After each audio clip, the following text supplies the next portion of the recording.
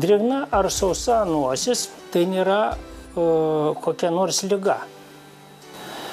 Sako, kad žmonės kalba, kad sausa nosis tai rodo, kad gyvūnas turi temperatūros, bet temperatūrą rodo termometras. Ir dažniausia pamatavus prie sausos nosies mes nerandame tos temperatūros.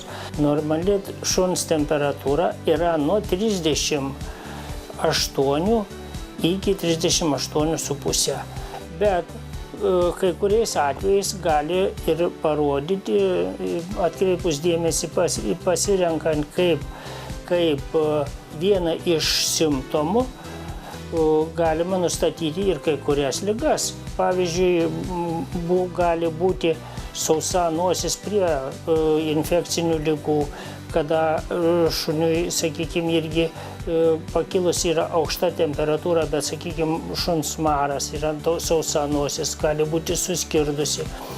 Prie cukrinio diabeto gali būti nosies galiukas supleišėjęs, prie grybelinių susirgimų ant nosies atsiranda žaizdelių, šašelių, baltų tokių plėmų.